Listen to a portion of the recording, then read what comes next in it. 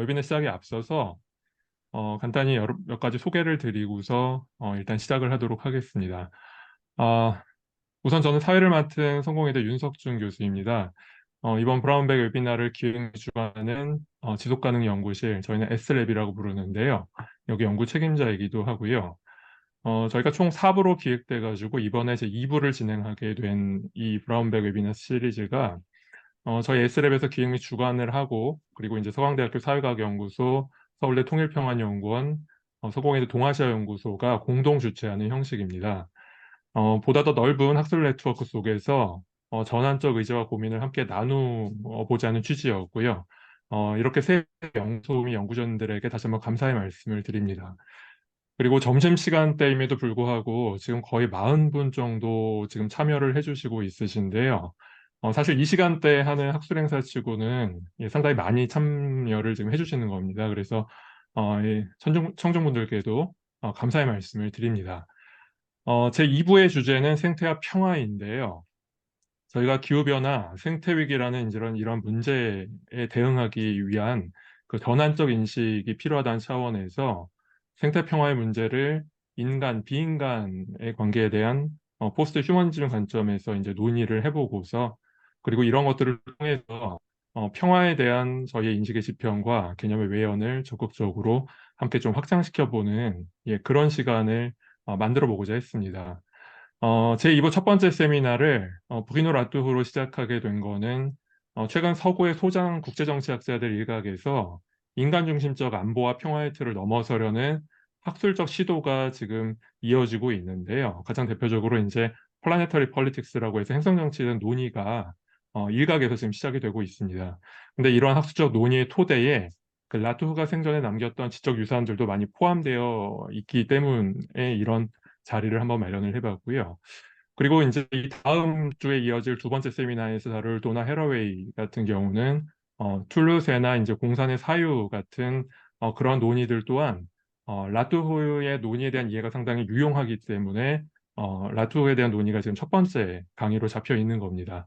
그리고 마지막으로 다다음 주에 진행될 세 번째 세미나에서 다룰 비인간 행위자에 대한 법적 지위에 대한 그 지구법적 논의의 배경으로도 역시 라투어로 시작을 하는 것이 좋지 않을까 그렇게 생각을 했던 겁니다.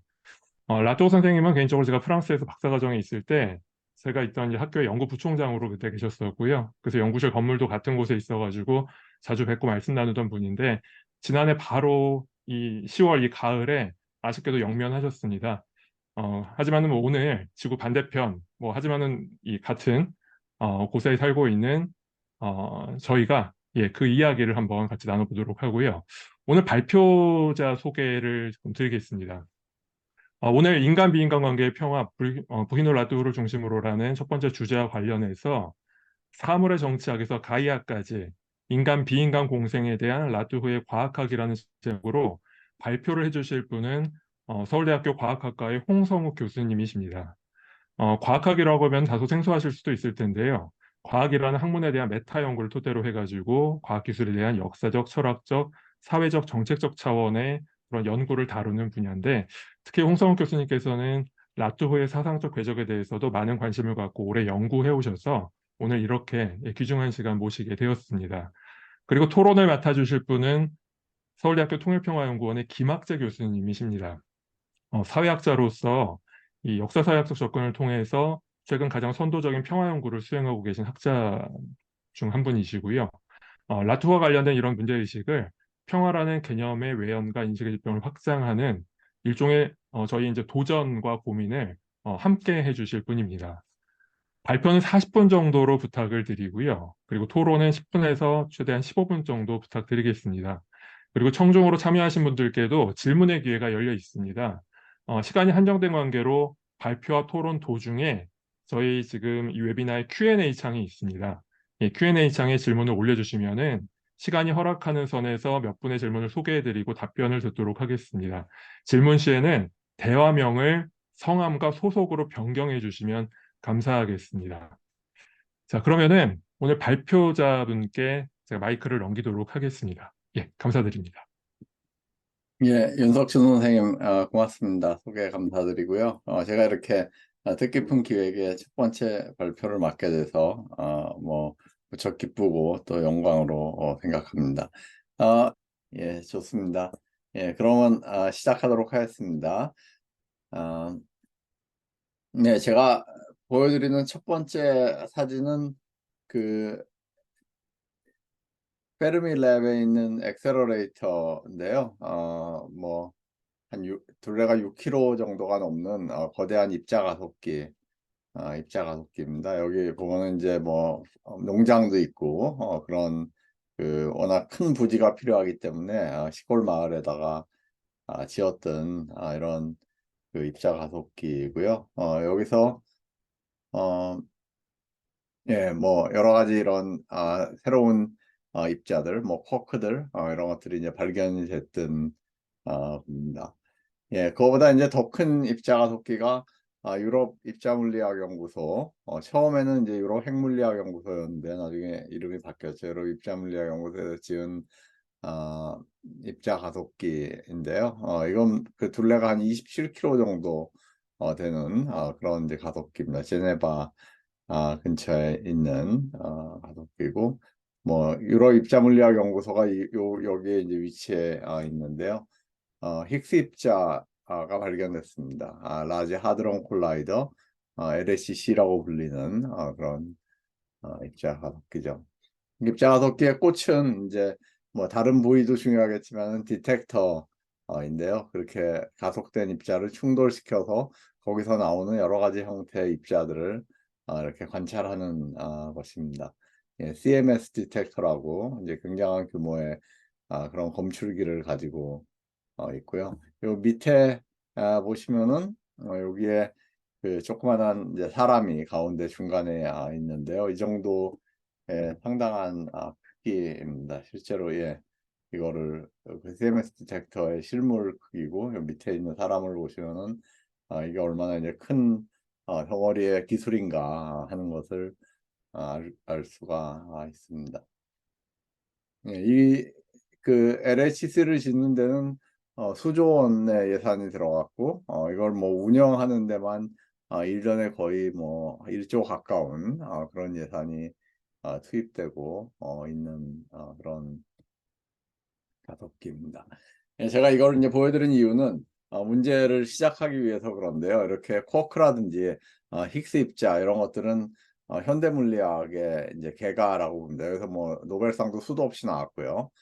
근데 지금 이제 보시는 이런 입자들이 과학이냐 기술이냐 하는 겁니다. 이 입자 중에 상당히 많은 입자는 요 입자 가속기 안에서만 존재합니다.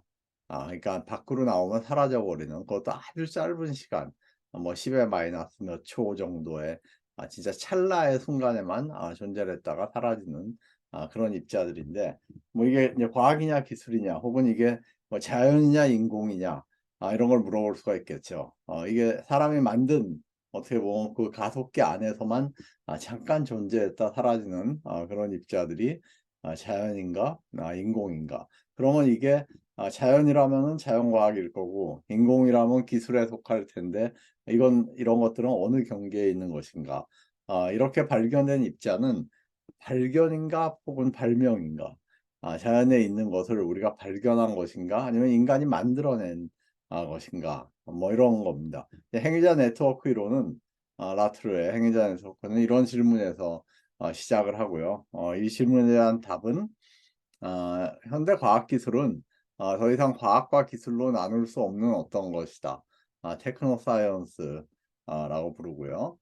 이것은 뭐 발명이자 동시에 발견인데 적절한 조건을 내야지 가능하다는 것이죠. 그러니까 적절한 조건을 만들어내는 것은 인간의 발명인데 그 발명을 하고 나서 그 안에서 어떤 과학적 존재자나 사실이나 법칙 이런 것들을 찾아내는 것. 그러니까 이건 이제 발견이라는 거죠. 흔히 이제 과학 기술에 대해서 현대 과학 기술에 대해서 비판적인 사람들 중에 우리가 현대 과학 기술을 잊어버리고 어떻게 보면 과거로 회귀할 수 있다. 라고 이렇게 얘기하는 그런 혹은 그런 게 바람직하다. 라고 얘기하는 사람들이 있는데 사실 과학은 거꾸로 돌아가기가 굉장히 힘듭니다.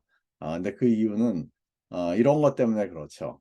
이런 물질적인 것들이 과학을 지탱하고 있는 것들이고 이것이 뒤로 가기가 그러니까 사라지기가 굉장히 힘든 그런 것들이다. 왜냐면 이게 기계 하나만이 아니라 이런 기계가 사실은 수많은 네트워크에 의해서 유지가 되고 지탱이 되고 또 발전을 하고 있는 것이기 때문에 그렇다라는 것입니다. 예, 라트루의 학계 데뷔작은 스티븐 울가와 공저했던 레버러터리 라이프인데요. 여기 그 1979년에 나온 초판의 제목이 레버러터리 라이프: The Social Construction of Scientific Fact인데 그 1986년에 나온 재판은 The Social Construction에서 이제 소셜이 빠집니다. 그리고 그냥 Construction of Scientific Fact로, 그리고 이게 이제 라트루가 흔히 과학기술학에 있어서 사회 구성주의자들과 거리를 두기 시작했다라는 처음에는 이들의 영향하에 자신의 연구를 시작했지만 이들과 이제 거리를 두기 시작을 하고 자신의 연구를 사회 구성주의자들의 연구와는 좀 방향이 다른 어떤 행위자 네트워크 이론 이라는 것으로 이렇게 재정립하기 시작한 것에 하나의 그 뭐라 그럴까요? 이렇게 상징적인 표현이다라고 해석을 합니다. 예, 이 책에서 라트루는 TRH 혹은 TRF라고 불리는 그 노벨상을 받은 호르몬, 뇌에서 역할을 하는 이런 호르몬 자체가 구성된 것이다, 만들어진 것이다라고 주장을 해서 굉장히 그 엄청난 비판과 뭐 반향을 불러 일으켰었죠. 왜냐하면 이 호르몬은 뭐 여기 보시듯이 이렇게 화학식으로도 나와 있고 이걸 발견해서 노벨상까지 받았는데 이게 그 발견한 것이 아니라 구성된 것이다, 만들어진 것이다라고 얘기를 했는데 아까 저희가 생각한 그 CMS 디텍터 같은 거를 생각하시면 됩니다. 이런 호르몬은 어떤 특정한 조건을 가졌던 실험실에서 여러 가지 기구나 기기나 시약이나 뭐 재료나 이런 것들의 동원하에 어느 순간에 이렇게 그 모습을 드러낸 것이다 라는 거죠. 그러니까 그 이전까지는 뭐 이런 호르몬이 우리 뇌에서 작동하고 있었을지는 모르지만 그 모습을 우리에게 의미 있는 상태로 드러낸 적이 없었다라는 거죠. 세균은 뭐 고대부터 지금까지 계속 있었을지 모르지만 파스텔의 실험실에서 파스테르가 그것을 우리에게 의미 있는 형태로 바꾸기 전까지는 사실은 존재하지 않았다고 해도 뭐 역사가 달라지거나 이런 것은 하나도 없다라는 것이 이제 라트루의 문제의식 였습니다. 예, 그래서 비인간들은 어떤 순간 이후부터 우리에게 의미를 갖는 것으로 우리와 관계 지어지는 것으로 등장하기 시작을 한다라는 그런 문제의식이 여기서 이제 처음으로 나타났던 것입니다. 예, 뭐 과학학에서 이 액터 네트워크 스요리의 계보를 잠깐만 보면요. 과학학은 사실은 뭐 토마스 쿤의 영향이 굉장히 강했고요. 쿤은 뭐 비트겐슈타인이라든지 플렉의 영향을 받아서 이제 패러다임 같은 얘기를 합니다. 그리고 쿤으로부터 직접적으로 사회구성주의가 파생을 하고요. 사회구성주의가 또 한편으로는 ANT에 영향을 미치는데 ANT는 이제 사회구성주의 외에도 뭐 프랑스 배경의 시몽동, 들레즈, 푸코 이런 사람들의 뭐 직간접적인 영향을 받아서 이제 자신들의 이론을 정립하고 발전을 하는데 여기서 조금 네트워크의 어떤 뭐 견고한 부분 이런 것들을 강조하는 라트로라든지 이런 입장과 네트워크 자체에 훨씬 더 유동적인 유동성 이런 것들을 강조하는 로라든지 몰이라든지 이런 쪽으로 약간 두 개의 그 분파가 생겨서 뭐 각자 발전을 했다라고 보시면 될 것 같습니다. 예. 사회구성주의는 성공한 과학기술과 실패한 과학기술을 대칭적으로 이해하자라는 슬로건을 가지고 등장을 했습니다. 우리가 성공과 실패를 너무 이렇게 떨어뜨려서 나눠서 생각을 하는 경향이 있는데 성공한 것은 정말 자연의 진리를 잘 반영을 했기 때문에 성공한 거고 실패한 것은 그렇지 못하다라고 생각하는 경향이 있는데 그렇게 생각하지 말자. 라는 거죠. 조금 더 대칭적으로 보자. 성공한 기술과 실패한 과학 기술을 이렇게 이제 등장을 했습니다. 근데 이제 라트루는 뭐 그것도 괜찮다. 성공한 과학기술과 실패한 과학기술을 대칭적으로 보는 것도 괜찮은데 실제로 훨씬 더 근본적이고 훨씬 더 급진적인 대칭성은 거기 있는 것이 아니라 인간과 비인간을 대칭적으로 보는 것이다. 라고 주장을 합니다. 그러니까 사회구성주의가 한 발 나간 건 맞지만은 사실은 한 10발 나갔어야 되는데 그렇게 나가질 못했다. 정말 정말 중요한 대칭성은 인간과 비인간, 인간과 뭐 기술, 세균, 자동차, 이런 등등등 우리 주변에 있는 이 수많은 비인간들을 대칭적으로 생각을 하자라는 겁니다. 그래서 그 의미는 뭐냐면은 비인간이 인간 행위를 바꾼다라는 겁니다.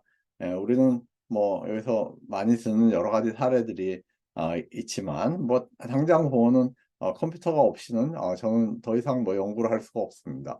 그러니까 이제 컴퓨터라든지 인터넷이 저를 바꿔버리는 거죠. 옛날에는 그런 거 없이도 연구를 했는데 지금은 이제 그런 게 없이는 더 이상 연구를 할 수가 없기 때문에 저는 그런 비인간에 의해서 이제 바뀌어진 연구자가 된 것이죠. 네, 그래서 그렇게 비인간이 인간 행위를 바꾼다는 의미에서 비인간 행위자라는 얘기를 쓸 수 있다. 또 비인간도 행위성을 가지고 있다. 라고 이해를 하자라는 겁니다. 이거는 뭐 비인간이 살아있다든지 아니면 비인간이 의지를 가지고 있다. 이런 의미가 아니라 인간은 비인간과의 네트워크 속에서만 살아갈 수가 있고 그 인간의 행위를 바꾸는 게 물론 다른 인간도 인간의 행위를 바꾸지만 그거만큼이나 비인간들도 우리의 행위를 바꾼다라는 것입니다. 그런 의미에서 인간과 비인간을 대칭적으로 생각하고 비인간에도 행위성을 부여하자라는 게 이제 ANT의 어떤 핵심적인 주장이라고 볼 수 있습니다. 예, 이렇게 뭐 과속을 하지 말자. 아무리 얘기해도 사람들은 말을 잘 안 듣는데 이제 아파트 내 뭐 학교 앞에 과속 방지턱을 세워놓으면 속도를 줄입니다. 이 앞에서. 근데 뭐 이웃을 생각하고 학생들을 생각해서 속도를 줄이는 게 아니라 이제 자기 차가 망가질까 봐 속도를 줄이는 건데 어쨌건 결과는 똑같다. 라는 것이죠. 그러니까 이런 비인간들은 우리에게 적어도 외견상으로 보이는 어떤 도덕적인 행동 이런 것까지 강요를 한다라는 것입니다. 그래서 뭐 많은 나라에서 이 우리는 이제 과속 방지턱이라고 이걸 부르고 영어에서는 범프 혹은 뭐 스피드 범프라고 얘를 부르는데 또 실제로 많은 나라에서 이 과속 방지턱의 이름이 슬리핑 폴리스맨이다 라고 부르는 나라들이 있습니다. 경찰이 누워 있는 경찰이다 라는 것이죠. 경찰이 해야 될 일을 이 턱이 과속 방지 턱이 하고 있으니까 이제 그런 식으로 불리는 것입니다. 예, 이렇게 그 ANT라는 것은 테크노 사이언스에서 시작을 했습니다. 시작을 해서 이제 과학기술자들이 실험실에서 다루는 비인간을 주목을 합니다. 뭐 과학자와 혹은 과학기술자와 로이어의 차이가 뭐냐? ANT에서는 간단하게 과학기술자들은 실험실을 가지고 있고 로이어들은 실험실이 없다. 변호사들은 실험실이 없다는 것이죠. 실험실에서 뭐를 하냐? 실제로 과학기술자의 80%에서 90%는 실험실을 가지고 있습니다. 이론과학을 하는 사람은 아주 소수이고요. 대부분의 과학자들은 실험실을 가지고 있고 거의 100%의 공학자들은 실험실을 가지고 있습니다. 예, 그 핵물리학자와 핵전략가의 차이가 뭐냐? 당연히 전자는 핵물리학자는 레버러터리를 가지고 있고 후자는 그렇지 않아도 된다는 것이죠. 이 레버러터리에서 뭘 하느냐? 뭐 지금은 다른 일을 하겠지만 옛날에는 플루토늄이라는 존재를 테이밍을 했다라는 겁니다. 길들였다. 플루토늄은 원래 잘 길들여지지 않는 그런 대상인데 우리가 늑대를 길들여서 개를 만들고 멧돼지를 길들여서 돼지를 만들고 삭을 길들여서 고양이를 만들고 그랬듯이 얘를 길들였다. 우리가 사용할 수 있는 그런 존재로 바꿨다라는 것이죠. 그래서 조금 더 말을 바꾸면은 비인간을 인간에게 의미 있는 존재로 탈바꿈시키는 곳이 실험실이다. 라는 것이 이제 ANT의 어떤 중요한 인식 중에 하나입니다. 네, 근데 이런 테이밍은 길들이는 것은 항상 좀 부분적이다라는 거죠. 사실 동물을 봐도 그렇죠. 우리가 개를 잘 길들였다고 생각하지만 어느 순간에 뭐 문다든지 목줄이 풀러져서 뭐 아이를 공격한다든지 하는 일이 생기면은 그때 이제 우리가 얘를 인간 생각대로 충분히 길들인 게 아니구나 라는 것이 우리가 알듯이 이런 비인간들도 길들였다고 생각하는데 생각대로 잘 안 되는 경우들이 생깁니다. 새로운 경로가 생기고 비인간이 인간을 예상하지 못한 방식으로 바꾸고 그래서 그런 행위성 이런 것들이 확연하게 드러날 때가 있다는 것입니다. 네, 그렇지만 이제 라트로의 생각은 하이데거식의 비관론과는 상당히 다릅니다. 하이데거는 기술이란 존재 자체는 인간을 세상을 어떤 틀지우는 것으로 보고 특히 자연을 인간을 위한 어떤 리소스로 생각하는 것으로만 이렇게 간주했다고 얘기를 했지만 이제 그런 식은 아니고 기술이 세상에 던져지면은 그냥 간단하게 말씀드리면 세상이 훨씬 복잡해진다 라는 것입니다. 세상은 항상 뭐 17세기 이래 지금까지 훨씬 더 복잡해져 왔다. 그리고 이런 비인간들은 새로운 가능성을 낳기도 하지만 기존의 실행에 어떤 제약을 가하기도 한다. 기존 권력을 무력화하기도 하지만 새로운 권력을 낳기도 한다. 근데 이런 것들을 다 충분히 예상하기는 쉽지가 않다라는 겁니다. 네, 그렇지만 라트로 자신이 이런 비인간의 존재에 대해서 중립적인 그냥 관망하는 태도는 아닙니다.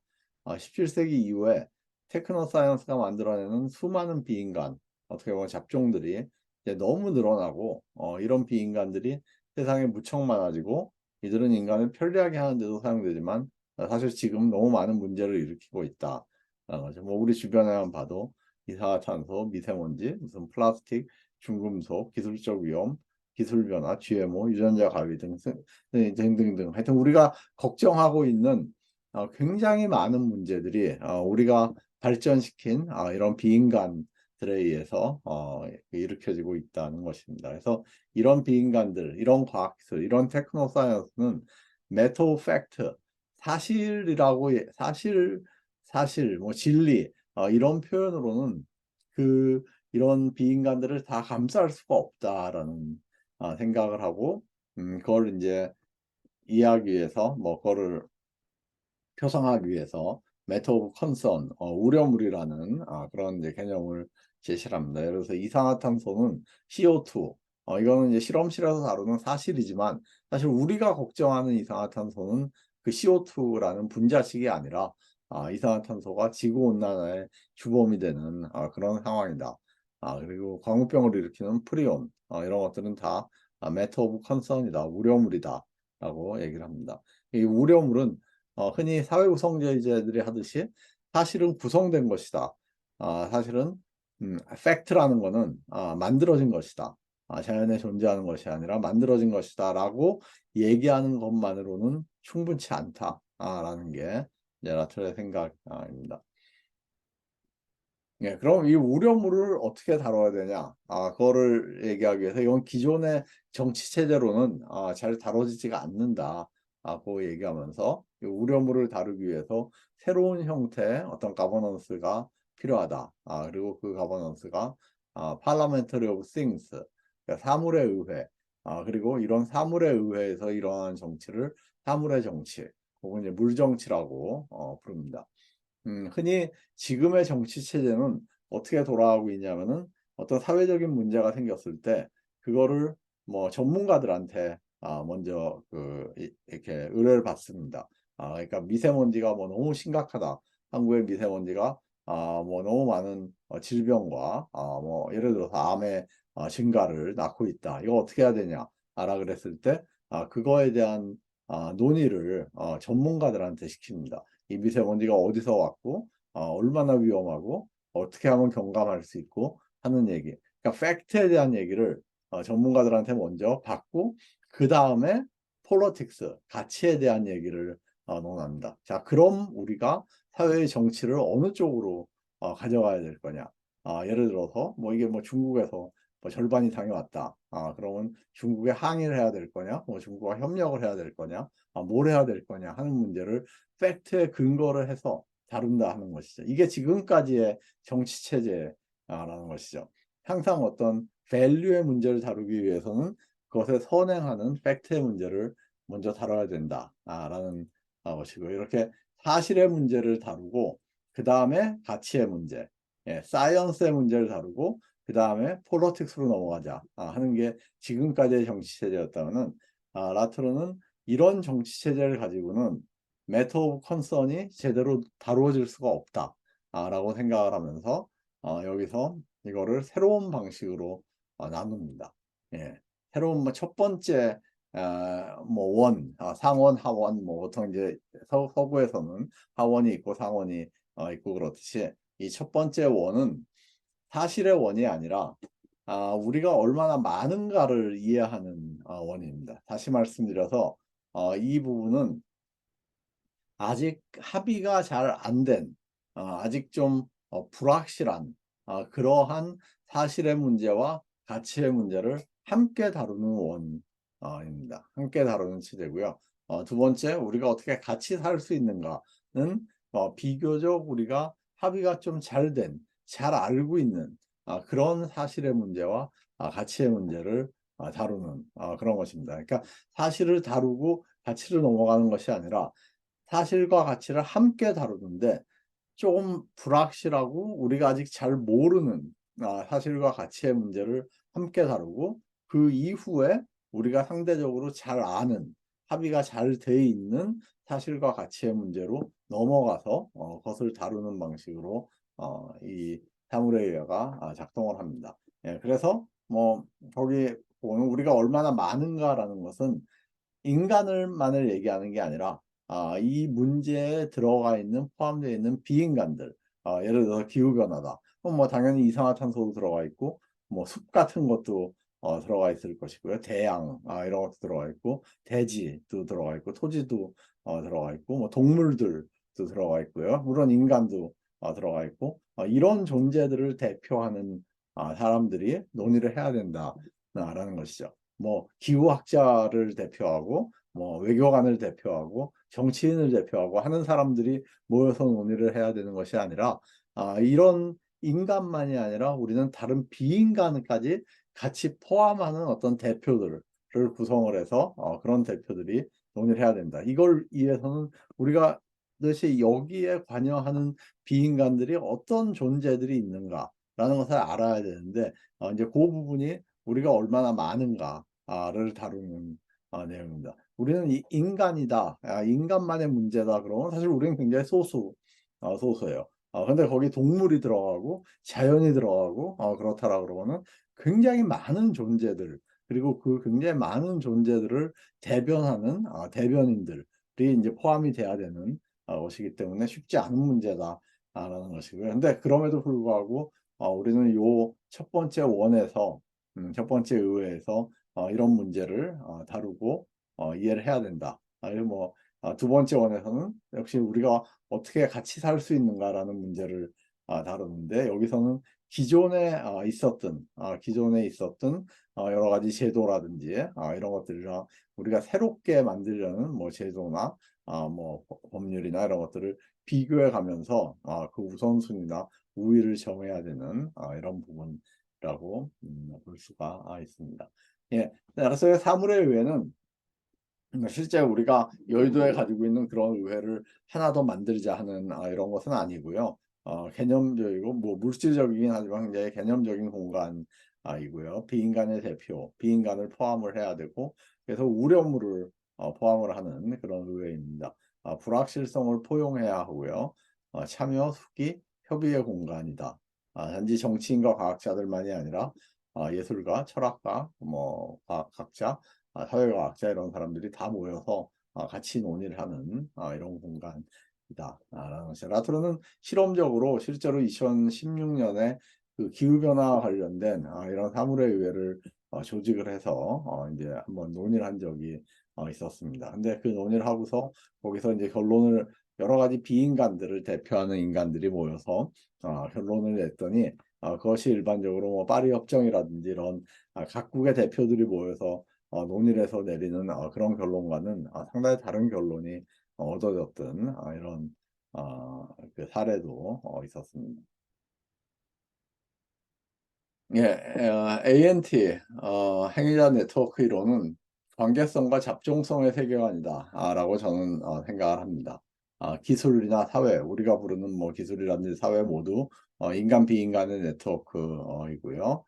순수한 자연이라는 것은 존재하지 않습니다. 우리 머릿속에만 존재하고요. 순수한 사회라는 것도 존재하지 않죠. 이미 사회는 뭐 자연이나 기술과 아주 그냥 긴밀한 연관관계 그것들이 다 들어가서 만든 것이고 뭐 순수한 과학 이런 것도 존재하지 않습니다. 과학이라는 것은 사회적으로 구성된 것이고 거기에 온갖 종류의 뭐 사회적 이해관계라든지 정치적인 어떤 입장이라든지 이런 것들이 다 반영되어 있는 것입니다. 마찬가지로 뭐 순수한 정치 이런 것도 존재하지 않고요. 예, 그 좀 더 확장을 하면은 순수한 인간 이런 것도 존재하지 않습니다. 인간은 이미 우리 안에 어떤 기술성이라고 부르는 테크니시티라는 거를 상당히 이미 가지고 있는 그런 것이고요. 이미 비인간들과 그 수탁 관계를 맺고 있고 그런 관계가 없이는 사실 뭐 단 하루도 살아가기 굉장히 힘든 것이죠. 예, 이런 관점에서 라트로는 환경위기나 기후위기를 다루기 시작을 했는데요. 인간과 식물, 동물, 뭐 이산화탄소, 온실가스, 지구가 맺고 있는 관계를 고민을 합니다. 예, 그러면서 던지는 질문이 인간이 살아가는 지구라는 건 대체 뭐냐? 우리는 지구 위에서 살아가는데 지구라는 것은 대체 무엇인가라는 질문에서 시작을 하는데요. 왜 그러냐면은 다른 동물과 마찬가지로 인간도 자신들만의 둘레 세계에서 살아간다. 움벨트에서 살아간다라고 생각을 하기 때문에 그렇습니다. 움벨트라는 것은 이제 윅스킬이라는 그 과학자가 제창을 한 개념인데요. 모든 동물들은 다 자기 진화를 통해서 얻어진 자신들의 어떤 둘레 세계가 있다. 그러니까 개의 둘레 세계는 인간의 둘레 세계와 다르고 뭐 까마귀의 둘레 세계와 다르고 또 모기의 둘레 세계가 파리의 둘레 세계가 다 다른 그런 겁니다. 인간은 우리가 보는 세상이 마치 객관적으로 존재하는 세상이다 라고 생각을 하는데 그렇지 않습니다. 예를 들어서 외계인이 지구에 와서 지구를 보는 전혀 다른 방식으로 지구를 보고 느끼고 이해하고 얼마든지 그럴 수 있죠. 동물이 보는 환경과 인간이 보는 환경이 전혀 다를 수 있듯이 근데 인간이 그럼 살아가는 이 둘레 세계라는 건 뭐냐? 라는 이제 고민부터 시작을 하는데요. 보통 우리는 지금까지 이런 식의 여기 그림에서 사진에서 보시는 이런 스페이스쉽 얼스에서 살아간다라고 생각을 했습니다. 우주에 둥둥 떠다니는 그런 지구에서 살아간다. 우주는 외로운 어떤 푸른 행성에서 살고 있다. 라고 생각을 했는데 라트로는 이런 지구는 인간의 둘레 세계가 아니다라는 문제의식을 던집니다. 우리가 살아가는 둘레 세계는 이런 구형의 이런 어떤 뭐 뭐라 그럴까 일단 지구 덩어리가 인간이 살아가는 둘레 세계가 아니다. 일단 우리는 지구를 구형으로 느낀 적이 한 번도 없이 살아가고요.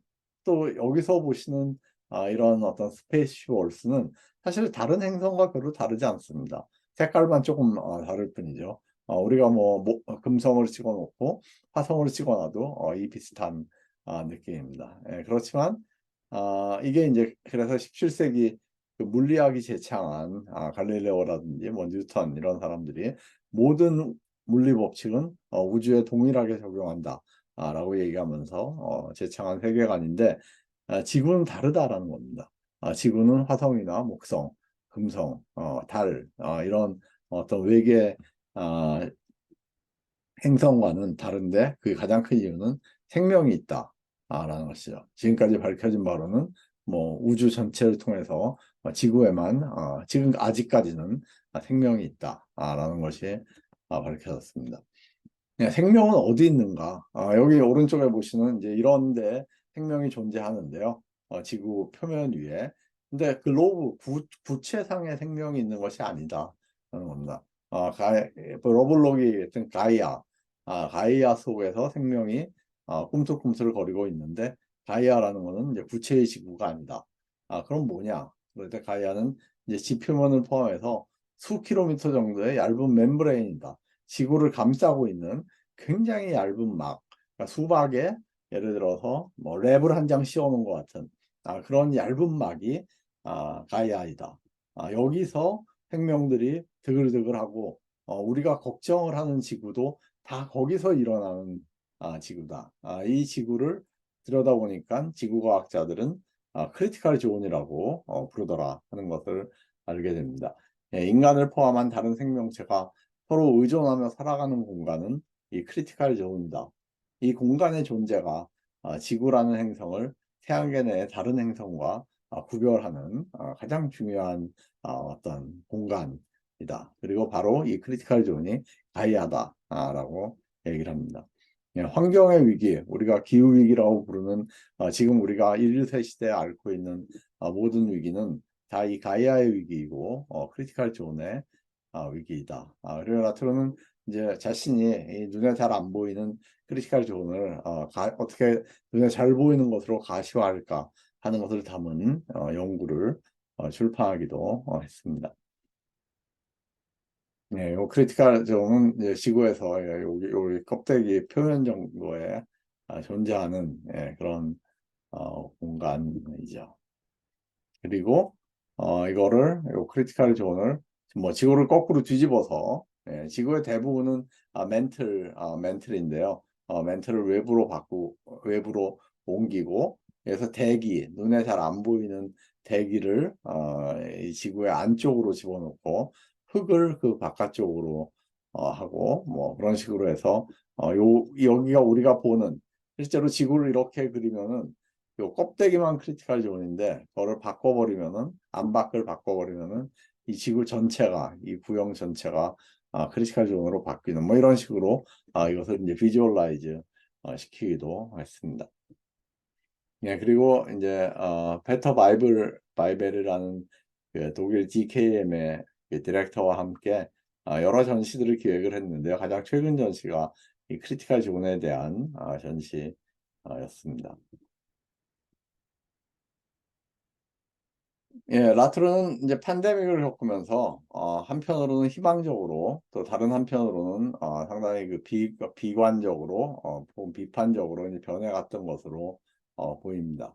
희망적으로 변해간 요소는 팬데믹의 첫 해, 그러니까 2020년에 이제 세상의 모든 공항이 다 스탑하고 있을 때 1년 동안 온실가스가 한 7% 정도 감소될 수 있다. 실제로 이제 감소가 됐고요. 이런 것을 보여줬고 이제 그때 라트로는 사회가 완전히 멈추거나 붕괴하지 않으면서 우리가 온실가스를 줄일 수 있구나. 기후 위기를 벗어날 수 있는 길이 있구나. 이런 방식으로 줄여가면은 되기 때문에 그래서 어떤 그 부분에서 상당한 어떤 희망을 찾았던 것 같습니다. 흔히 이제 그 기후 위기를 벗어나는 방법으로 어떤 지금의 혁신이나 성장 이런 것들을 유지하면서 기후 위기를 탈출할 수 있는 방법은 없다. 예를 들어서 그 성장이 멈춰야 되고 심지어 마이너스 성장, 디그로스를 해야 하면서 그래야만 기후 위기를 벗어날 수 있다. 라고 이제 주장하는 사람들이 많은데 또 그들의 주장이 사실은 또 많은 사람들에 의해서 굉장히 비현실적이다. 너무 관념적이다. 라는 얘기들을 많이 들어왔는데 이 팬데믹 첫 해에 어쨌건 그게 가능하다. 그게 가능하다. 라는 것을 실제로 우리가 경험을 했던 것이 굉장히 이제 큰 어떤 성과였다. 라고 생각을 합니다. 네, 그렇지만 또 시간이 더 지나면서 역시 라트는 또 이제 상당히 그 비관적이 된 것처럼 보이는데요. 왜냐하면 2021년에 역시 그때도 다 마스크 쓰고 다니고 팬데믹 기간이었음에도 불구하고 2021년은 팬데믹 이전 상황으로 복귀를 합니다. 그래서 2019년보다 사실 더 많은 온실가스를 배출을 하고요. 잠깐 줄었던 거는 2020년 그 한 해만 줄었고 2021년부터 지금까지는 역시 이전 상황으로 복귀를 합니다. 그래서 이런 과정을 보면서 자본주의나 혁신이나 성장 뭐 이런 것들에 대해서 훨씬 더 이제 급진적인 비판을 했던 것 같습니다. 과거에 그렇지만 과거의 노동계급은 이런 문제를 이렇게 타개해 나갈 수 있는 어떤 뭐 전위로서의 역할을 더 이상 할 수는 없고 기후 위기의 어떤 직접적인 피해자 이런 사람들이 이런 피해자인 어떤 녹색 계급 이런 데서 새로운 희망을 찾으려 했던 것 같습니다.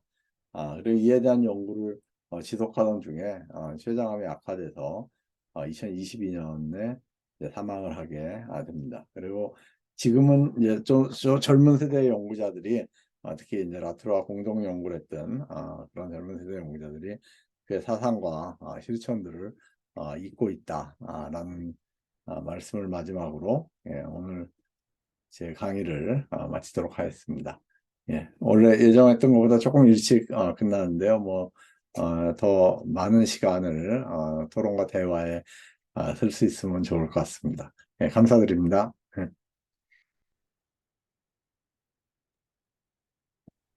예, 발표 감사드립니다. 그러면은 곧바로 이어서 서울대학교 통일평화연구원의 김학재 교수님께서 토론을 해주시겠습니다. 예, 안녕하세요. 예, 서울대학교 통일평화연구원의 김학재입니다. 예, 오늘, 성공회대학교와 서울대 통일평화연구원 같이 하는 이 브라운백 세미나에 토론자로 불러주셔서 너무 감사드리고요. 또 홍성욱 선생님의 귀중한 발표 듣고, 어, 제가 대학원 시절에는 굉장히 열심히 라투르도 읽고 과학기술사회학 공부를 했었는데, 예, 또 시간이 지나서 다시 공부할 수 있는 좋은 기회를 주셔서 너무 감사드립니다. 제가 사실 뭐 사회학도 하고, 뭐 과학기술 사회학을 공부한 적은 있지만 아직 최근까지 이렇게 홍석욱 선생님 계속 하시는 것처럼 연구를 해오지 못했기 때문에 좀 따라가면서 공부하면서 배운 측면이 있습니다. 그래서 그런 측면에서 몇 가지 제가 인상 깊게 느껴지는 부분들과 또 제 생각을 조금만 말씀드리도록 하겠습니다. 어, 그 일단 제일 첫 번째 강연 부분에서 이 말씀해 주신 어떤 라투르만의 어떤 근대성과 뭐 사물과 우려물, 뭐 사물의 의회, 뭐 이런 개념들이 굉장히 흥미로웠는데요. 선생님께서 ANT, 행위자 네트워크 시오리의 사회적 구성주의와 뭐 어떻게 차별되는지 또 이런 것들을 굉장히 상세하게 이미 설명을 해주셨지만 약간 저를 포함한 문외한의 관점에서 조금 더 풀어주셨으면 좋겠다는 느낌이 든 부분이 있습니다. 그러니까 한편으로는 전근대와 근대의 차이를 이제 구분해 왔는데 라투르는 그렇게 분리되어 있지 않았다, 섞여 있다라는 측면에서 근대에 대한 인식을 하고 있는데, 들으면서 이제 제가 들어왔던 뭐 울리히백과 같은 위험 사회론과 굉장히 유사하다는 느낌을 한편으로는 받았습니다. 그러니까 인간이 사회가 근대적으로 발전하면서 통제할 수 없는 여러 위험들이 생겨난다, 뭐 이런 관점에서 그런 인식이 한편으로는 사회 발전에 따라서 어, 근대의 발전 그 자체가 아니라 그로 인해서 파생된 여러 문제들을 다뤄야 된다라는 인식과 함께 또 자연의 중요성도 다시 발견하게 되는 그런 어떤 흐름 속에 있다라는 느낌이 드는데, 근데 그런 인식을 주도한 학자들 사이에서도 약간 무게중심이나 이런 인식의 차이들이 약간씩 있지 않나 하는 생각이 듭니다.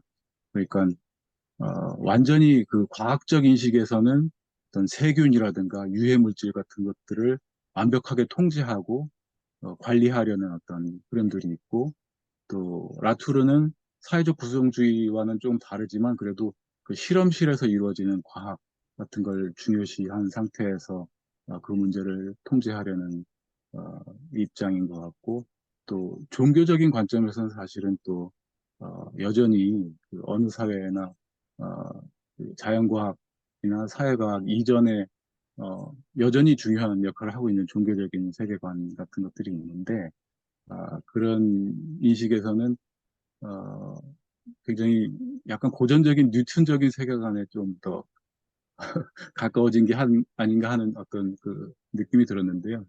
혹시 아무튼 울리백과의 차별성이라든가 좀 더 종교적 세계관을 포함해서 이 어떤 그 라투르의 어떤 사고방식이 갖고 있는 특징을 다시 한 번만 좀 설명해 주시면 좋겠다는 생각이 들었습니다. 다음으로는 이제 사물의 의회 개념이 굉장히 창의적이고, 너무 많은 함의를 다루고 있다라는 생각이 드는데요. 이미 선생님께서 연구하신 것들에 굉장히 많은 내용이 있지만, 이 개념을 어떤 굉장히 구체적인 영역과 관련해서 생각을 해보면 그동안 과학기술사회학에서 과학기술의 중요 정책과 관련된 의사결정 과정에 어떻게 시민사회가 참여할 것인가, 어떻게 전문가들이 관여할 것인가, 어떤 법과 제도를 만들 것인가, 어떤 글로벌 거버넌스를 만들 것인가에 대한 쟁점들이 있었던 것 같습니다.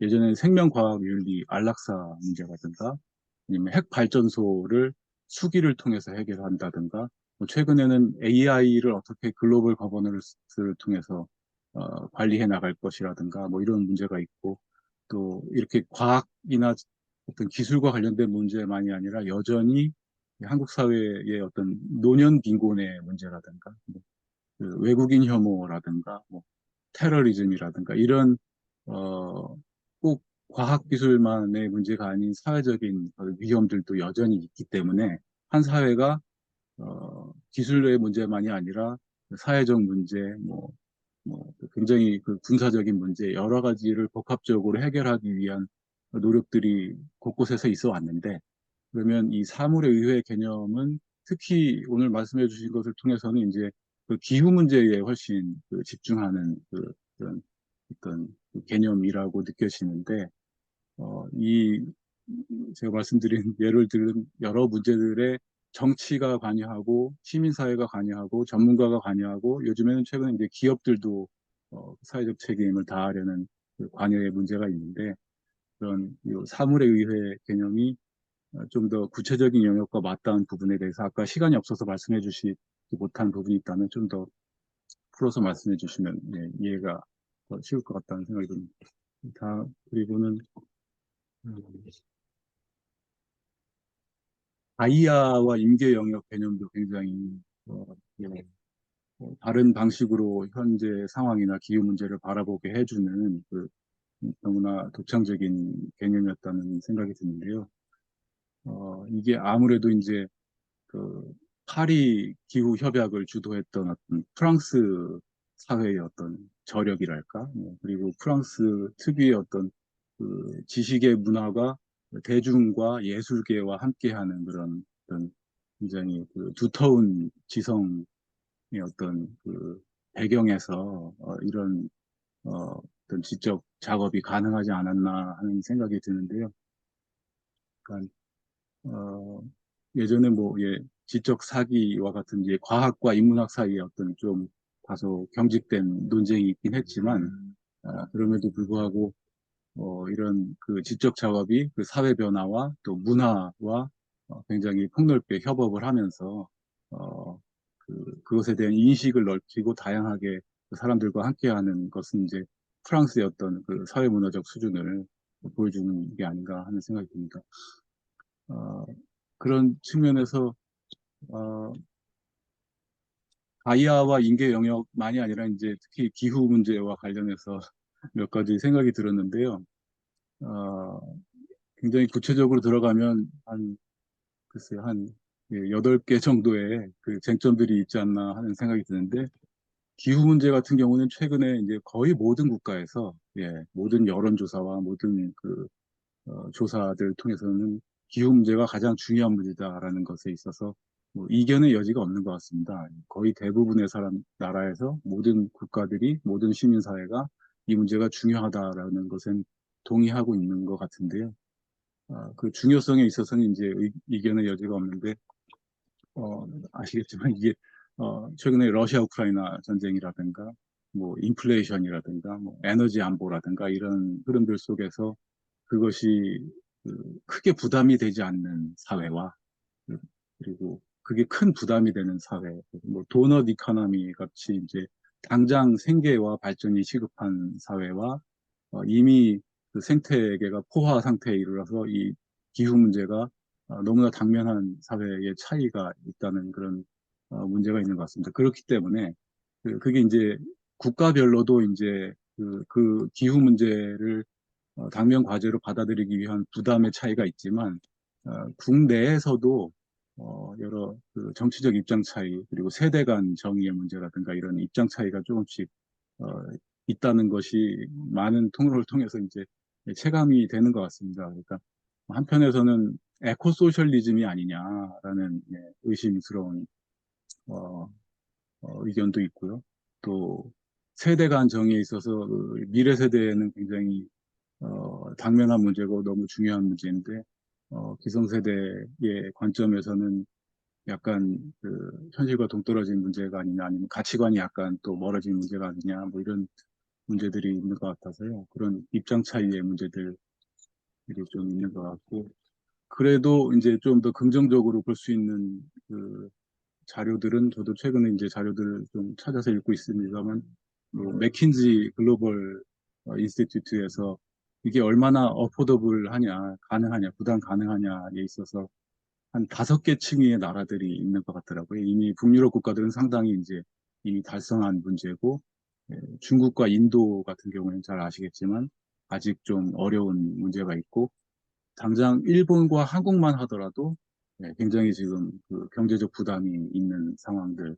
물론 그 탄소 배출이 최근 2, 3년간 감소한 것이 확인되고 있지만 뭐 그런 비용의 문제가 있어서 뭐 재생에너지 발전 비중이 한 14%, 15% 선을 넘어가지 않으면은 이 비용 문제가 해결되지 않을 것 같다. 뭐 이런 얘기들이 있고요. 그리고 세계 에너지 기구 인터내셔널 거기 보고서의 경우에도 중국 인도가 이제 탄소 석탄 화력 발전을 넘어서 가려면 한 15년 정도, 10년에서 15년 정도는 걸릴 것 같다 이런 얘기들이 있는 것 같습니다. 제가 너무 두서없게 말씀드리지만 이제 현실적으로는 약간 비관적인 면이 있지만 길게 보면은 이제 그 방향으로 다 가고 있다라는 지표들이 서서히 나타나고 있는데 뭐 카본 모니터링 같은 사이트에서 제공하는 자료를 보면은 작년에 비해 올해 대부분의 선진국에서 그 에너지 생산, 그 전기 생산과 관련된 탄소 배출이 굉장히 많이 줄어들었기 때문에 아마 올해 그 기후 회의에서는 그런 성과들이 이제 좀 확인되지 않을까 하는 측면이 있고요. 다만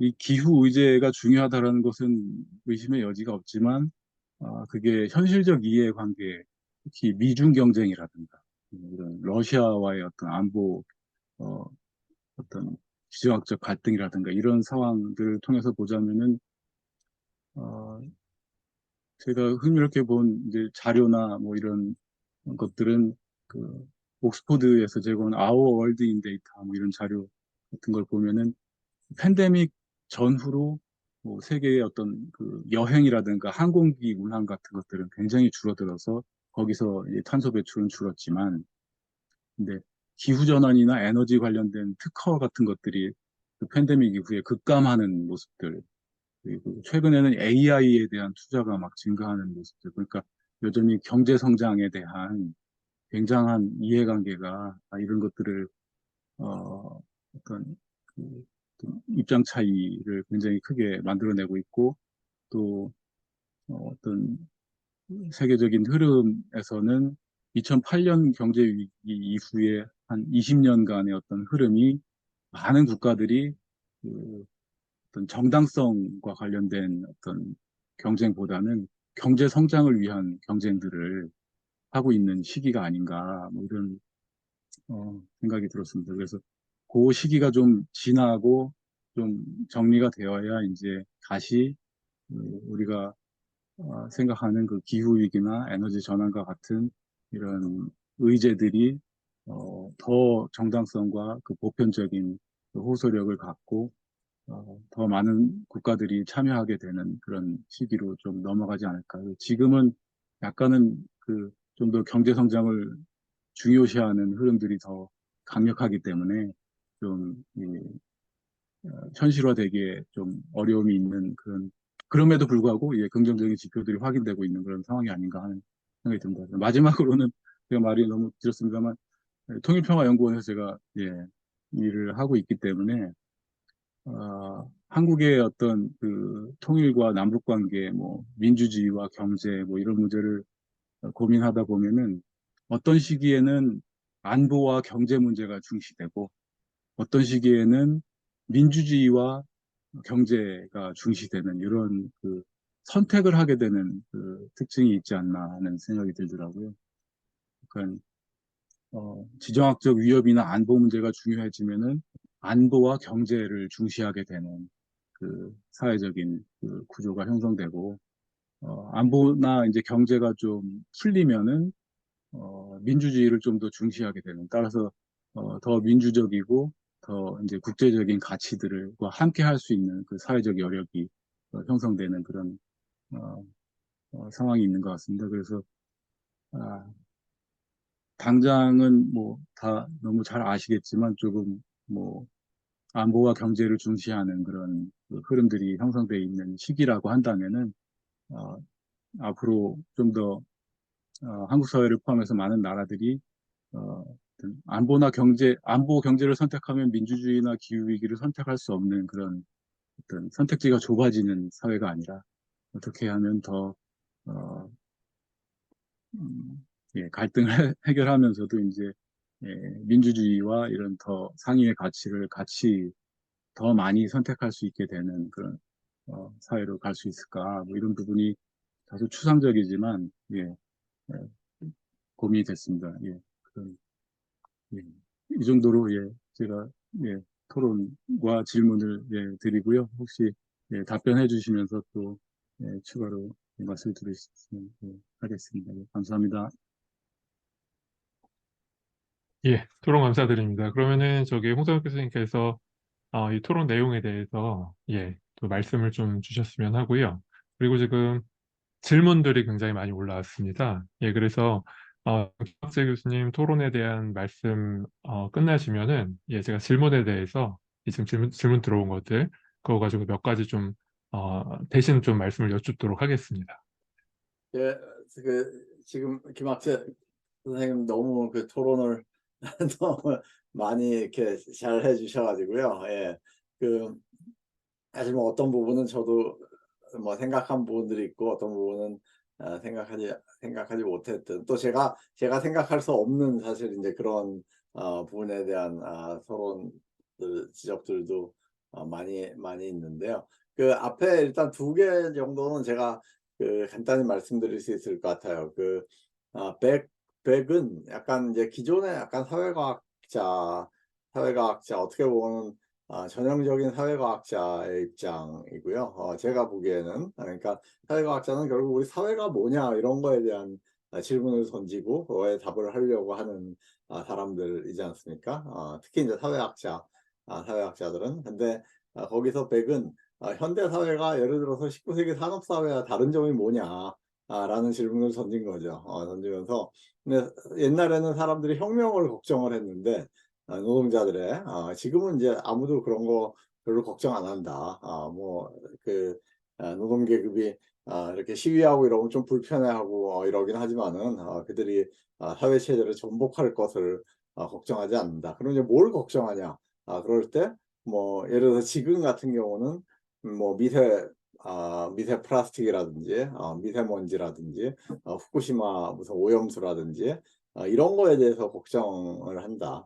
백이 살았던 시기에 유럽에서 가장 사람들이 걱정했던 거는 산성비를 가장 걱정을 했고요. 이제 그 다음에 아마 이 리스크 소사이티가 나오고 나서 조금 있다가 체르노빌이 터졌죠. 그래갖고 이제 방사능 낙진 이런 거를 걱정을 했고 뭐 그런데 그런 걱정들은 19세기 사람들은 하지 않았던 걱정들이다. 그 걱정들이 뭐냐? 그럴 때 그게 이제 리스크라고 그걸 개념을 지어서 어떻게 보면 19세기의 사회의 가장 큰 갈등 혹은 우려 뭐 이런 것들은 생산 수단을 둘러싼 자본가들과 노동자들 사이에 어떤 갈등이었다면은 지금은 이제 위험의 분배를 둘러싼 그런 갈등이 가장 이 사회를 특징 있는 갈등이다라고 생각을 했던 거죠. 그러니까 사실은 굉장히 그냥 사회 전체에 대한 어떤 사회 전체에 대한 큰 이론을 얘기를 했던 거고 거기서 보는 이제 뭐 어떤 의미로 보는 리스크나 위험, 뭐 기술 위험 이런 것들을 강조했다는 점에서 ANT랑 통하는 부분이 있지만은 사실 몇 가지 점에서는 좀 많이 다른 것도 같아요. 하나는 예를 들어서 행위자 네트워크 이론에서는 지금과 같은 문제의 근원을 이제 17세기로 거슬러 올라가서 그때부터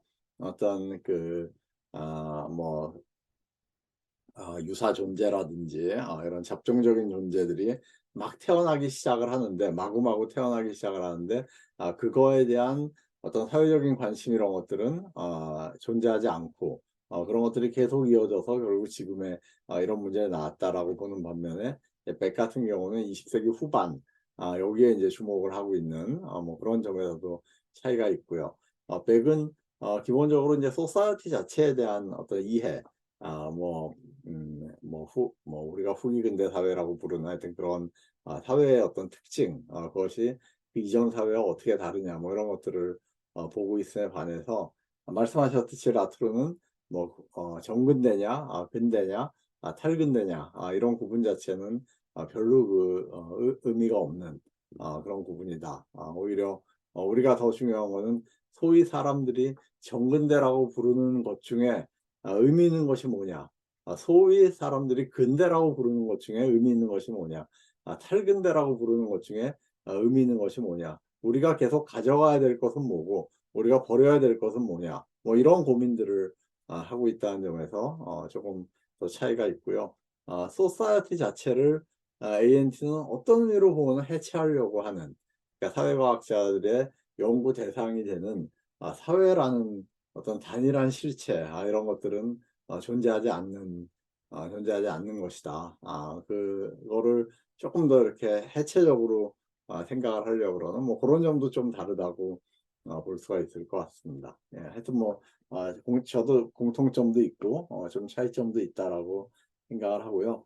두 번째 문제, 여러 가지 사회 문제라든지 제가 사실 라툴에 대해서 한번 어디서 강연을 했는데 환경 위기라든지 이런 문제에 대해서 강연을 했는데 빈민 운동을 하시는 분이 이제 거기 오셔가지고 이런 지금까지 했던 이 모든 얘기가 자기랑 무슨 상관이 있냐 약간 이런 질문을 하셨어요.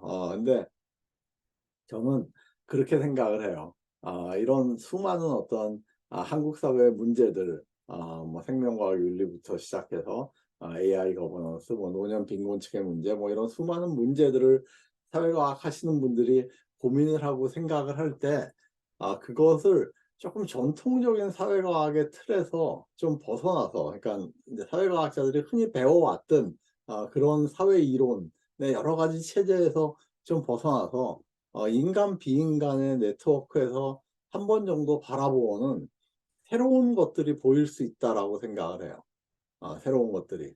그렇게 보지 않았을 때는 안 보였던 새로운 것들, 뭐 새로운 문제의 새로운 측면이 보일 수도 있고, 더 좋게는 뭐 새로운 해결책이라든지 어떤 새로운 방향, 이런 것도 보일 수가 있고요. 그럴 수 있다고 생각하는. 제가 두 번째 문제나 뭐 뒤에 세 번째 문제에 대해서 답을 드리는 거는 절대 아니고요. 답을 드릴 입장도 아니고, 제가 그만큼 뭐 알지도 못하고 연구한 사람도 아니고 그런데 조금 관점을 달리해서 한번 문제를 바라볼 필요가 있다. 특히 이제 사회과학을 전공하시는 분들 이런 분들이 조금 그러면은 좀 새로운 가능성이 열리지 않을까 하는 뭐 이 정도로 제가 답을 할 수밖에 없을 것 같고요. 특히 이제 세 번째 문제, 세 번째 여러 가지 지금 현실적인 이슈들, 현실적으로 정말 뭐 사회과학을 연구하고 또 정책을 고민하고 하는 분들이 이렇게 고민하는 현실적인 이슈들과 관련해서도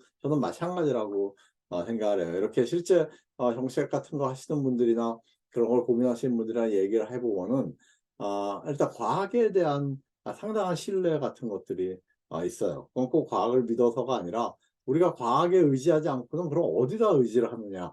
뭐 이런 식의 어떤 뭐 어떻게 보면 암묵적인 그런 생각이 있어서 그럴지도 모르겠는데 그냥 기본적으로 과학이라는 것과 정치라는 것은 지금 특히 기후과학과 어떤 기후체제에 대한 정치라는 것은 뗄래야 뗄 수 없는 그런 관계다. 그러니까 기후과학 자체를 조금 이해하는 방식을 조금 더 구성주의적이고 조금 더 그 ANT적으로 이렇게 이해를 하시면은 조금 새로운 전망 같은 게 나올 수도 있지 않을까 생각을 해요. 그래서 라툴 같은 경우는 IPCC에서 얘기하는 과학도 굉장히 정치적인 과학이라고 생각을 해요.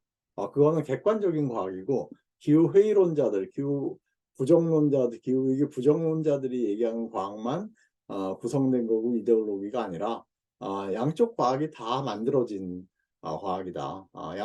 그리고 그 과학들이 다 나름대로의 정치성을 가지고 있는 건데 우리는 과학과 정치의 합으로 어떤 과학과 정치의 합이 더 괜찮은 거냐 라는 것을 따져봐야 된다 라고 얘기를 하거든요. 그러니까 조금 이제 그런 식으로 접근을 하면은 조금 더 이렇게 접근 자체가 풍성해지지 않을까라는 뭐 그 정도 말씀만 제가 드릴 수 있을 것 같습니다. 예.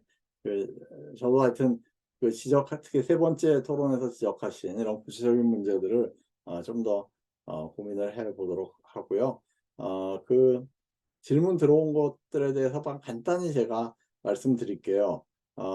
한국과학중앙연구원에서 계신 이수유 선생님이 하신 질문이 라투가 조금 톤이 변한 것 같다 그랬는데 예, 맞는 것 같아요. 저도 약간 그렇게 느끼고 또 본인도 그런 얘기를 합니다. 특히 이제 가이아에 대해서 관심을 가지고 연구를 했던 한 마지막 10년 정도 그 시기는 확실히 굉장히 약간 유기체적인 이런 부분들 를 많이 유기체적인 세계관이라고 할까요? 많이 보이고요. 그 전에 Inquiry into the Mode of Existence라는 아주 두꺼운 철학책을 한 권 내는데요. 거기 보면은 세상에 존재하는 어떤 존재의 양식에 대해서 질문을 합니다.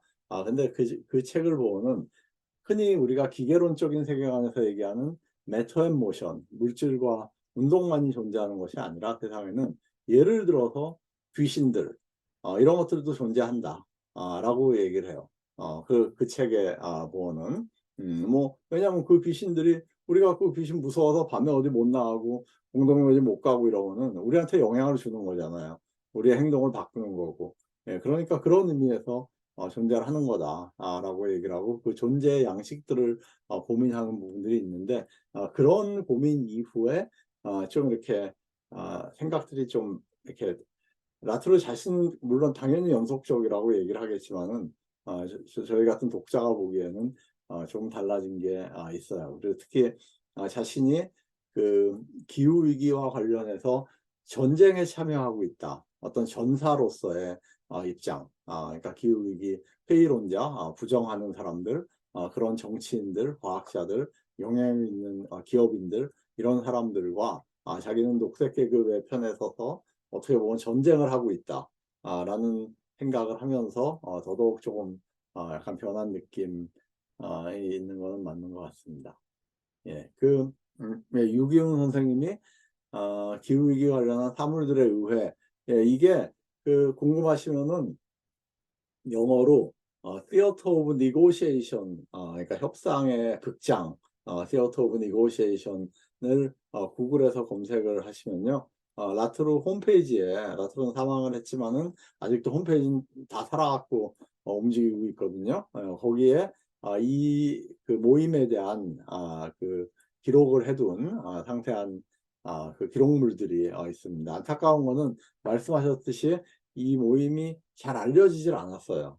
이 컨퍼런스 자체가 충분히 알려지질 않았고, 그래서 하여튼 상당히 의미 있는 시도였는데, 그 이후에 다른 여러 시도들을 좀 파생하지 못했던 이런 부분들이 있습니다. 예, 찾아보시면 또 관련한 논문들도 있으니까요. 그런 것들도 아마 검색해서 걸릴 것 같습니다. 사물의 의외가 사는 인간의 길고양이를 대변한 사람들의 논의, 예, 사물의 의외로 볼 수 있을지, 예, 그렇죠. 사물의 의외로 당연히 볼 수 있을 것 같아요. 예, 지금 의회에서는 예를 들어 갖고 뭐 어떻게 해서 이제 길고양이를 대변하는 사람들까지는 의회에 들어갔죠. 그래서 무슨 보호법 같은 것도 만들고 실제로 그런 조치들이 이루어지고 있는데 그게 오히려 그 종차별주의다 라고 주장하는 사람들이 있죠. 왜냐하면 길고양이가 늘어나고 그러면은 이제 새가 줄어드는 새를 잡아먹기 때문에 사냥을 하는 거죠. 그냥 꼭 먹는 게 아니라 뭐 먹기도 하지만은 근데 그 고양이는 인간한테 이쁜 모습, 귀여운 모습을 많이 보이게 진화를 한 인간이 그렇게 진화를 시킨 동물 이죠. 근데 새는 이제 그렇지 않은 존재이기 때문에 새에 대해서 그렇다. 그러니까 이런 거를 갈등이 실제로 생기면은 사물에 의해서 그 수기를 하고 논의를 해야 되는 그런 사안이죠. 아주 좋은 사례이고요. 거기서 뭐 결론이 어떻게 나올지 그거를 제가 지금 예상하기는 힘들죠. 그런데 논의의 장이 있어야 된다라는 정도의 말씀만 드릴 수 있을 것 같아요. 네. 질문이 이렇게 세 개네요. 예, 그래서 세 분 질문에 대해서 아주 간단하게 답을 했습니다. 예, 발표와 토론 모두 감사드리고요. 그, 마무리하기 앞서가지고, 저도 사실은 여러 가지 좀 이렇게 여쭤보고 이렇게 말씀 나누고 싶은 것들이 있는데, 시간 관계상 마무리하는 말씀으로 드리면서 이야기는 나중에 다른 기회로 한번 기약을 하겠습니다. 사실은 그 아까 용성 교수님께서 그 인간 비인간의 관계에 대한 부분들을 사회과학자들이 한번 좀 다른 시각으로 이것을 통해서 좀 사회적 문제를 바라보고 접근을 할 때 그 이전에 보이지 않았던 것들이 보일 수 있다라는 말씀에 굉장히 공감을 하거든요. 지금 이것을 이제 조직하는 저희 쪽 같은 경우가 이제 정치학을 하는 사람들인데 그래서 지금 이런 거를 조직한 이유이기도 하고요. 개인적인 경험을 간단히 말씀을 드리면 사실 이제 제가 그 라토 선생님의 여러 가지 특히 사물의 의회나 이런 부분들에 대해서 정작 가까이 이렇게 뵙고 말씀을 나눌 때는 저 굉장히 좀 부정적이었습니다. 예, 그래가지고 너무 좀 현실과 떨어진 이야기다라는 생각이 들었었는데 지난 코로나 이 봉쇄 시기가 이어지면서 그때 사실은 이제 옛날 저작 중에 그 파스텔 그러니까 파스텔로 하고서 파스텔을 점점하고 미생물의 전쟁과 평화라는 책이 있었는데요. 그 봉쇄 기간 중간에 이제 그것을 제가 읽으면서 조금 이제 생각이 바뀌기 시작을 했고 특히나 이제 제가 작은 텃밭을 하고 있는데 어, 그 이전에는 텃밭을 할 때 농약을 쓰지 않는 것들을 윤리적이고 규범적 관점에서만 저는 접근을 했는데 아, 농약을 쓰지 않는 것이 그냥 순리라는 생각이 들었습니다. 이 말씀을 드린 이유가 우리가 국제정치학에서 일반적으로 지구환경 정치라는 걸 이야기할 때 굉장히 윤리적이고 규범적으로 접근을 합니다.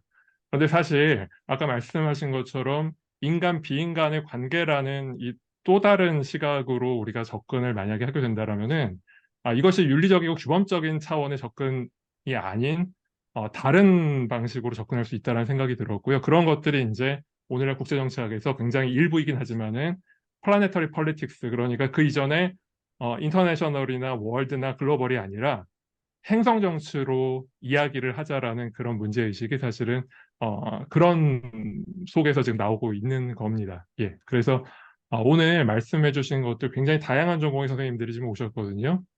예, 굉장히 그 이후에 여러 고민들을 이어가는데 좋은 시간이었을 거라고 생각을 하고요. 마지막으로 그 보기노 라토 선생님이 그 10월 9일에 돌아가시기 열흘쯤 전에 스양스포 이제 개강할 때 굉장히 이렇게 아픈 몸을 이끌고 나오셔가지고 마지막 강연을 하신 게 있습니다. 근데 그때 굉장히 강변을 하셨던 것이 우리 대학이 지금 이전의 학문 체계를 가지고서 계속 이어갈 상황이 아니고 그럴 시기가 아니다라고 계속 강조를 하시면서 이런 말씀을 마지막에 하셨어요. 그러니까 교육이 프로블럼 solving, 그러니까 문제 해결이 지금 본질이 아니라고 이야기를 하시면서 지금 교육이라는 것은 문제가 무엇인지를 지금 결정해야 될 그 역할을 해야 된다라고 이야기를 하면서 예, 굉장히 대학의 지금 교육 체계, 학문 체계라는 것들이 다시 한번 굉장히 이렇게 변화 혹은 혁신이 필요하다라는 이야기를 마지막으로 하셨었는데 예, 그러한 고민들도 좀 함께 여러분들 좀 이어갔으면 하는 바람입니다.